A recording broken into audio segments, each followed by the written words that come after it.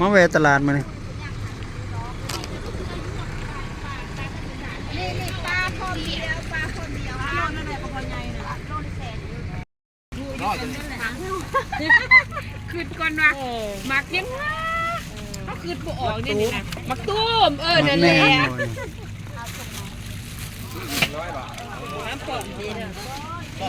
คำป้อมแหงแม่งแงมแม่งอันนี้แม่งละงามแม่นบ่มาเท่าแม่งละงาม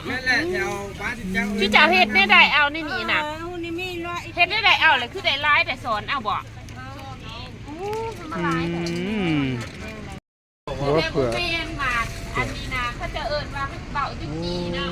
จีเขาไม่อยู่เลยสลิจีเลยมะขามหวานเป็นนี่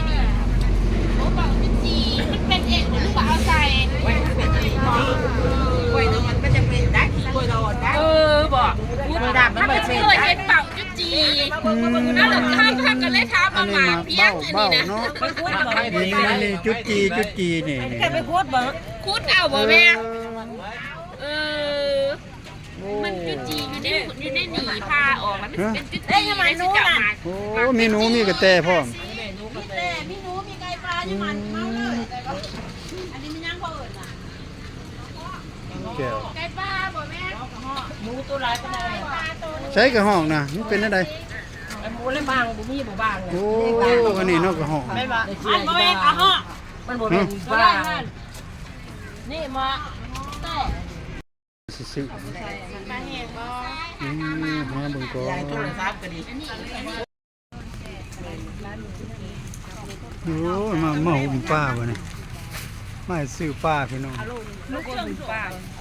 เนี่ยก็น้ำไหลนะเฮ้ยจ่ายอยู่แบบนี้ล่ะมันมีจ่ายเดี๋ยวน้ำมันยัดเนี่ยทั้งไว้เฮ้ยเดี๋ยวตักน้ำมันออกอีกปลาดุกหวาไม่ได้มันเอาขังโอ้คำเขาขังใส่มะนาวปีมะนาวใส่น้อยนึงก็ตายได้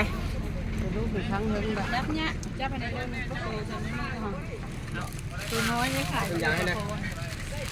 โลหนึ่งบนนี่ฮะโลสปายน้อยหนึ่งเท่าไรแสนสิบตัวใหญ่นี่ก็ขาย30เอาโลเล็กใหญ่กว่านี้โลผมเงินใหญ่สมิงเลยแต่ว่า